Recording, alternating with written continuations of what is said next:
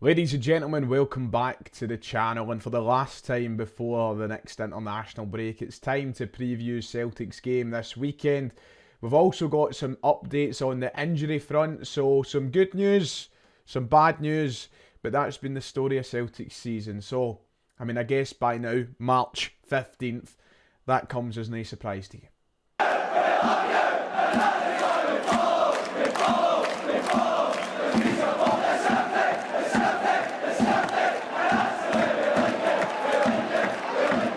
If you haven't already, please make sure to hit like and subscribe. It'd be much appreciated. We're trying to get towards 50,000 subs this year. So if you can do that, go down below. It's absolutely free. And here's your news. That's why I do it. To give you the news, which you could read elsewhere, I suppose. St Johnstone tomorrow then for Celtic. It's the last game before yet another international break. I say yet another international break. There hasn't been one in quite a while now, but still feels like they come around every, 3 weeks, because when they hit like a ton of bricks. I'm not looking forward to the next couple of weeks. I can't, but it's a pointless international break as well. It's one of the ones, it's the warm-up before the summer, innit? And I just can't be bothered with it, so... granted, some of you might be happy not to watch Celtic for a few weeks, but yeah, this is the last game. St Johnstone, a big one. A game we should be winning, but, this season we can't take anybody for granted, and that even includes games at Celtic Park. We're looking to get back to winning ways in the league after our defeat to Hearts at Tynecastle. Of course, we got that win against Livingston last week in the Cup, but we're taking on a fresh St Johnstone side, a St Johnstone side who haven't played in a couple of weeks due to them not being in the Cup. So... it'll be interesting. We've got a couple of injury updates that we need to go through. We'll preview the game itself towards the end of the video. Let's go through the news, shall we? Another injury. Surprise, surprise. Yep. Liam Scales is the next person to join the injury list. He won't be there tomorrow to take on Dundee. Brendan Rodgers confirmed that today at his press conference, which means a big chance for Stephen Welsh to continue his run in the side, and a big chance for maybe somebody like Nawrocki if he decides to get picked. Listen, I'm assuming it's going to be Stephen Welsh who plays for Celtic tomorrow. Cameron Carter-Vickers will be back by the sounds of things. But Liam Scales, who's basically played every game this season, is the most recent player to join the injury table. A lot of people have been fed up with Scales recently. A lot of criticism for him. I will say his performances haven't been as good as what they were in the opening exchanges of the season, but still a big miss when the squad is as thin as it is. It's thin enough already without another player having to drop out. But yeah, I'm sure that... I don't like saying these things because I don't like underestimating opponents, but I'm glad that it's happened for this game against St Johnstone rather than post-international break when you've got Rangers coming up and the split coming up. I'd rather we got this one down and out the way because it doesn't sound too bad. This was the manager's comments at today's press conference. He said that Cameron Carter-Vickers is fine, he's trained and looks good, so that's great that he's available, but Liam Scales will miss the game. We think he's picked up a knock in training. He's been so robust, everything about him has been great since he came into the team. Sadly, he misses the game because he's played every other minute, but he should be back after the international break. So just a one-game absence it's sounding like for Liam Scales, but I guess every cloud has its silver lining, and the biggest takeaway from all of that is that Cameron Carter-Vickers is fine, ready to come back in. There was talk about him maybe being out till after the international break, and honestly, a part of me would have liked to have given him the rest in this game. But if we can get... This is the importance of starting a game well now. We'll see this tomorrow. Celtic need to get a couple past St Johnstone that first half. I want Cameron Carter-Vickers off that park at the earliest possible opportunity. But you can't do it when it's 0-0. You can't do it when you're 1-0 up. You need to be up by 2 or 3 goals at least, and then you can make that safe substitution of taking Cameron Carter-Vickers off the park. But that's the situation I want Celtic to be in tomorrow. So there could be a chance beckoning for either Nawrocki, Lagerbielke, for example. I'm assuming that Welsh will start the game, but I want us to do well so we can get Vickers off, put him in the bubble wrap and let him... He's going to get picked for the USA for the international break, but hopefully he doesn't play too much. Get him in the bubble wrap, have him back fit and firing for post-international break fixtures. But Liam Scales will be out tomorrow. To be honest, I'm glad that I'm going to I don't want to sound too harsh. I'm glad I'm going to miss a week of his passes that go 3 yards behind the player that he's aiming for. A joke. Best of your recoveries, Liam. It wasn't the only update we had when it came to injuries, and we can finally calm ourselves down with the Callum McGregor one. There was all those rumours floating about online that he could be out for the season and we wouldn't see him for the remainder of this campaign, but Brendan Rodgers today confirmed that that's not the case, and we should expect to see Callum McGregor back after the international break. Here was the headline this morning. I'm sure you would all been happy to see Callum McGregor final Celtic injury return hurdle set by Brendan Rodgers, with the captain's return on for the Rangers showdown. The quote from Brendan Rodgers this afternoon went that at the beginning of the international break I expected him to be back after it, and that's when it will be. He's feeling good, but he needs to get some clearance before getting over this next 10 days. We'll assess it for the Livingston game when we are back. So happy days. We've been told that he's not out for the rest of the season. God damn whoever started that horrible online rumour. Don't know where you got your information, but keep it to yourself next time. Yeah, he'll be back. Happy days. Potentially for the Livingston game, which is of course the first game back on Easter Sunday at the end of the month. Listen, if he misses that game, he misses that game.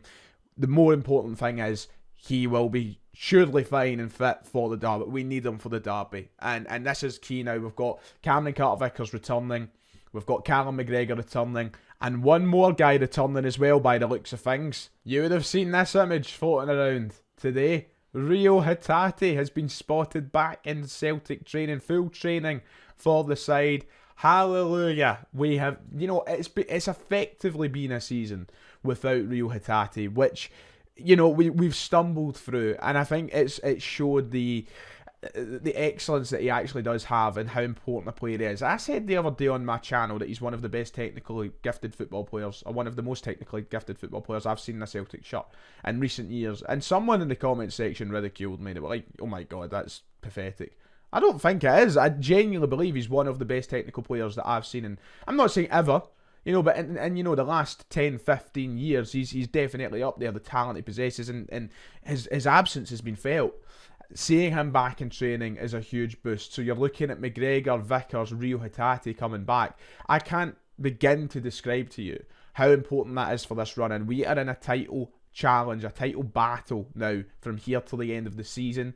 And we need these players fit for this run in. Listen, it's not going to be a case of Hatate coming back in. He's 100% ready to go. I don't know how long or drawn out the process might be of getting him back to his best and back to playing 90 minutes, but the main thing is that he's an option. The squad is now getting back to its fully replenished state. It's been depleted for so long. We've not had these options, and we've had to turn to players who maybe aren't the most reliable.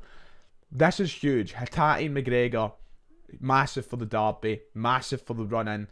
The influence on the side that these players have cannot be undermined, because it's huge. So there you go. That's all your updates from Brendan Rodgers' press conference. My opinion to it all. Some good news, some bad news, and hopefully after this international break, I want the rest of the season injury free. Thanks very much. Right then, tomorrow we take on St Johnstone at Celtic Park. Let's ignore the fact that I was saying Dundee all day until I done this video. It's St Johnstone, who this is the league table. There it is in all of its glory right now. We know the situation we head into going into this game. St Johnstone towards the bottom end of the table. Craig Levine's came in, sort of steadied the ship to an extent, but we know our situation. It's a must win. Like every game is a must win now. We missed a massive opportunity against Hearts to overtake Rangers in the last league game, but we need to play like the last time we played at Celtic Park tomorrow, that game against Dundee. We need to channel a lot of that in this game. We need a motivational performance, both to give the crowd the belief, but to give the team their own belief. And listen, we keep hearing players talking, we keep hearing the manager talking about how there is this belief in the camp, the Celtic side. It's time for them to go out and show us that on the park. St Johnstone are a team who can make things stale. Craig Levine is a manager who can make things stale, but it's ultimately a team and a manager we should be beating, and we should be beating convincingly when it's at Celtic Park. So I want a good performance from us tomorrow. I want goals, and I want us to go into this international break with a certain confidence that brings us back. Look, listen, I don't know what will happen with Rangers this weekend. They're playing Dundee, aren't they, at Dens Park. That's going to be a win, but we have a chance to put pressure on them tomorrow to go top of the table very, very briefly, And we need to take that opportunity because psychologically these things matter. You know, I don't want to make this a biased thing because I know that Rangers fans do watch to hear my views. It's fact that Rangers haven't dealt with psychological pressure well at all in recent years. They have a number of players who have been dubbed cowards numerous times, including their own captain. If we can put that pressure back on those certain players, we can put the cards on our table. So yeah, we need to get a win tomorrow. Here is my team prediction on screen. Of course, we know we're without a few names. I've got a couple of decisions in here that you might not agree with or whatnot, but yeah, I've got Nicholas Kuhn and Kyogo both starting. You might be wondering why. I thought Nicholas Kuhn had a good game last week and he should be allowed to build off that. I think it's the only way that you get confidence out of these players who look anxious coming through the door. So give him a half, give him 60 minutes, maybe see what we can get out of him. I don't think that we're blessed in the winger department at the moment anyway. I mean, Christ, you've got Rodgers coming out and saying that Forrest is the best winger at the club. So Nicholas Kuhn should be given an opportunity, I think. But I know not everyone will agree with that. And I've got Kyogo in over Adam Ida just because, you know, Kyogo hasn't been great this season. We all know that. But, you know, now's a chance to maybe get him back in, starting the game. He's been dropped for a couple here and there. So maybe give him this opportunity to fight back. He did score against Livingston, of course.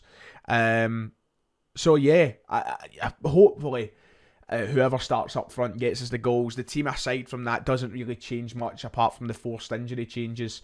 But that's my predicted starting 11 for tomorrow. Right, there we go. That's it for today. My score prediction for tomorrow, you're not getting it. I've gave up with score predictions this season. I gave up with score predictions a long fucking time ago. So Celtic win is all that matters. That's all I care about. But that is it for today's video, your Friday evening upload. Enjoy the game. We'll be back for the post-match reaction, of course, tomorrow night. So hopefully it's a happy Celtic fan. But yeah, happy days. Like and subscribe. I'll see you all next time.